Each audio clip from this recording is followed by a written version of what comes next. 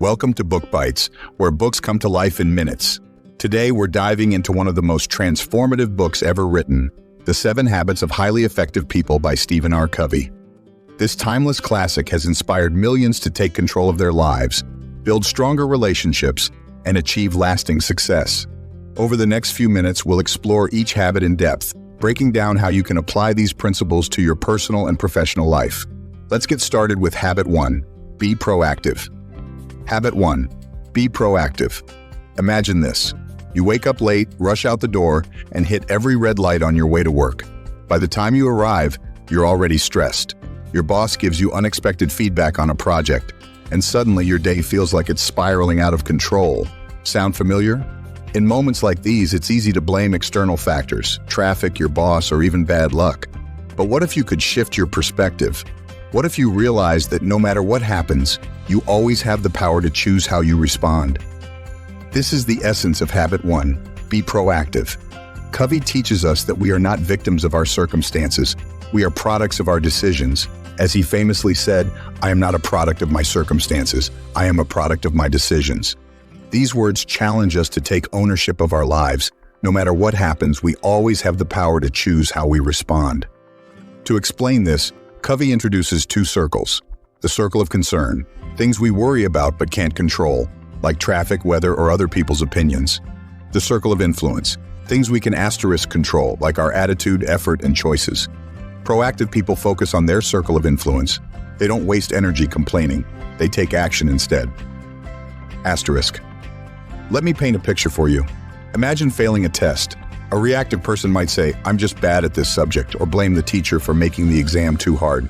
But a proactive person asks, "What can I do to improve?" They study harder, seek help from classmates or tutors, or adjust their study methods. This small shift in mindset transforms frustration into progress. Here's another example.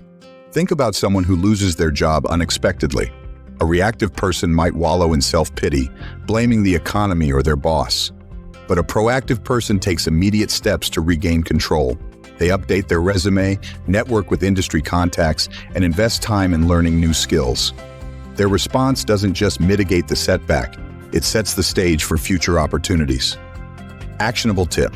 Take a moment to reflect on one area of your life where you've been reactive, perhaps blaming others or feeling stuck. Ask yourself, what can I control here? Start small. For instance, if you're overwhelmed at work, break tasks into manageable steps. If you're struggling in a relationship, initiate an honest conversation. Watch how taking ownership transforms your mindset. Remember, being proactive isn't just about solving problems, it's about creating opportunities. It's about recognizing that every decision you make shapes your future. As Covey reminds us, we see the world not as it is, but as we are. By choosing to be proactive, you empower yourself to shape your reality. Habit 2. Begin with the end in mind. Now let's move to Habit 2. Begin with the end in mind. Covey challenges us to think deeply about our purpose and long-term goals. He poses a thought-provoking question. What do you want people to say about you at your funeral? While this may sound morbid, it forces us to confront what truly matters in life. Do you want to be remembered as kind, hardworking, or someone who made a difference? Your answer reveals your values and priorities. Covey suggests creating a personal mission statement, a guiding document that clarifies your purpose and helps you stay focused on what's important. For example, a student aiming to become a doctor might write, "I want to heal others and contribute to medical advancements." This mission statement becomes their compass, directing daily decisions toward their ultimate goal. Let's look at a real-life example. Consider an entrepreneur starting a business. Without a clear vision, they might chase short-term profits, sacrificing quality or ethics along the way. But with a mission statement like, "I want to create innovative solutions that improve people's lives," they align their actions with their values. Every decision, from hiring employees to launching products, is guided by this overarching purpose. Actionable tip. Take 10 minutes today to draft your personal mission statement. Ask yourself, what are my core values? What legacy do I want to leave behind? How can I align my daily actions with my long-term goals? Use this statement as a filter for your decisions. When faced with a choice, ask yourself, does this align with my mission? If not, it's probably not worth your time or energy. Asterisk. Beginning with the end in mind isn't just about planning, it's about living intentionally. It's about ensuring that your daily actions contribute to the life you envision. As Covey says, all things are created twice, first in the mind, then in reality. By designing your blueprint, you take control of your destiny. Habit 3, put first things first. Next up is habit 3, put first things first. This habit is all about prioritizing what matters most. Covey introduces the time management matrix, which divides tasks into 4 quadrants. Quadrant 1, urgent and important, deadlines, crises, and emergencies.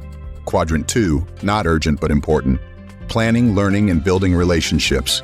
Quadrant 3, urgent but not important, interruptions, distractions, and unnecessary meetings. Quadrant 4, not urgent and not important, time wasters like scrolling social media or watching TV. Highly effective people focus on Quadrant 2, important but not urgent tasks. These activities lay the foundation for long-term success. For example, imagine you have a big project due in 2 weeks. A reactive person might procrastinate until the last minute, Quadrant 1. A proactive person plans ahead, works on it a little each day, and avoids stress, Quadrant 2. Here's another scenario. Think about fitness. Someone who neglects exercise, Quadrant 4, might later face health issues, Quadrant 1. But someone who prioritizes regular workouts, Quadrant 2, builds strength, energy, and resilience over time. Actionable tip. Look at your schedule and identify one Quadrant 2 activity to focus on this week. It could be studying, exercising, or spending quality time with loved ones. Block off dedicated time for it and treat it as non-negotiable. Remember, investing in Quadrant 2 pays dividends in the long run. Putting first things first isn't just about managing time, it's about managing priorities. It's about saying yes to what truly matters and no to distractions. As Covey reminds us, the key is not to prioritize what's on your schedule, but to schedule your priorities. Habit 4, think win-win. Now let's dive into habit 4, think win-win. This habit is about creating relationships where everyone benefits.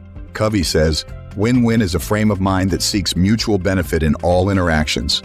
It's not about being selfish or letting others take advantage of you. It's about finding solutions that work for everyone. To think win-win, you need 2 things. Courage, to stand up for your needs. Consideration asterisk, to respect the needs of others. For example, imagine you and a friend both want the last slice of pizza. A win-lose mindset means one of you gets it and the other doesn't. A win-win mindset might mean splitting the slice or sharing something else. Both parties walk away satisfied. Asterisk. Here's a workplace example. 2 departments are competing for the same budget. A win-lose approach would pit them against each other, creating tension.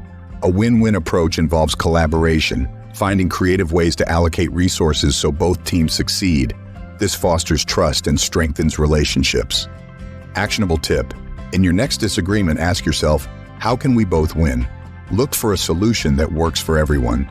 Whether it's negotiating a raise, resolving a conflict, or dividing household chores, a win-win mindset leads to better outcomes. Thinking win-win isn't just about fairness, it's about abundance. It's about believing there's enough success to go around. As Covey says, win-win sees life as a cooperative arena, not a competitive one. Habit 5, seek first to understand, then to be understood. Next is habit 5, seek first to understand, then to be understood. This habit is about listening, truly listening. Most people listen to reply, not to understand. Covey says, when you show deep empathy toward others, their defensive energy decreases and positive energy replaces it. To truly understand someone, you need to practice empathetic listening. This means listening without interrupting, judging, or thinking about what you'll say next. When people feel heard, they're more likely to listen to you in return. Let's consider an example. Imagine a friend is upset because they failed a test. Instead of saying, you'll do better next time, try asking, what happened? Ned, how are you feeling? This shows you care and helps them open up. Empathy builds trust and strengthens relationships. Here's a workplace scenario. A colleague comes to you with a problem. Instead of jumping in with advice, listen carefully. Repeat back what you hear. So you're saying the workload feels overwhelming and you need support. This validates their feelings and opens the door to collaborative problem solving. Actionable tip. In your next conversation, focus on listening. Don't interrupt or offer advice right away. Instead, repeat back what you hear to ensure you understand. Practice saying, tell me more about that, or How does that make you feel? Listening is a powerful tool for connection. Seeking first to understand isn't just polite, it's transformative. It shifts conversations from transactional to meaningful. As Covey reminds us, most people do not listen with the intent to understand. They listen with the intent to reply. Change that and watch your relationships flourish. Habit 6, synergize. Now let's explore habit 6, synergize. Synergy means working together to create something better than what you could do alone. Covey says, synergy is the highest activity of life. It creates new alternatives and unleashes people's greatest potential. This habit is about valuing differences. When people with different strengths and ideas collaborate, they can achieve extraordinary results. For example, think of a group project. If everyone tries to do the same thing, it's chaotic. But if one person handles research, another does the writing, and someone else creates the presentation, the team works better together. Here's a real-world example. Imagine a brainstorming session at work. Instead of pushing one idea, the team combines multiple perspectives to create a hybrid solution that's stronger than any individual contribution. Synergy thrives on diversity and creativity. Actionable tip. In your next group activity, focus on teamwork. Look for ways to combine everyone's strengths to create the best result. Encourage open dialogue and embrace differing viewpoints. As Covey says, the whole is greater than the sum of its parts. Synergizing isn't just about efficiency, it's about innovation. It's about unlocking possibilities that wouldn't exist without collaboration. Practice synergy and watch your efforts multiply. Habit 7, sharpen the saw. Finally, we arrive at habit 7, sharpen the saw. This habit is about self-care. Covey uses the metaphor of a saw. If you don't take time to sharpen it, it becomes dull and useless. To stay effective, you need to take care of yourself in 4 areas: physical, exercise, eat well, and get enough sleep. Mental, keep learning and challenging your mind. Emotional, build strong relationships and manage stress. Spiritual, reflect on your values and purpose. Imagine someone who works non-stop without taking care of their health. Eventually, they burn out. Now think of someone who exercises, spends time with loved ones, and takes breaks. They're more energized and effective. Self-care isn't selfish, it's essential. Here's an example. A writer struggling with writer's block might feel frustrated and unproductive, but by stepping away to read a book, go for a walk, or meditate, they recharge their creativity. Taking care of yourself fuels your ability to perform at your best. Actionable tip. Schedule time each week to invest in yourself. Go for a walk, read a book, or spend time with family. Use this time to recharge and reflect. As Covey says, sharpening the saw is preserving and enhancing the greatest asset you have, you. Sharpening the saw isn't just about rest, it's about renewal. It's about ensuring you have the energy and clarity to tackle life's challenges. Prioritize self-care, and you'll stay sharp for the long haul. Conclusion. And that's a wrap on the 7 habits of highly effective people.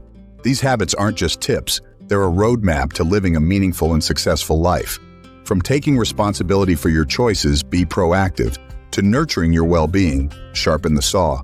Each habit builds upon the last, creating a foundation for lasting growth. If you found this summary helpful, hit that subscribe button and join us at Book Bites, where we turn pages into progress. Stay tuned for our next episode, where we'll explore another life-changing book. Until then, listen, learn, and grow, one book at a time. Let me know if you need anything else.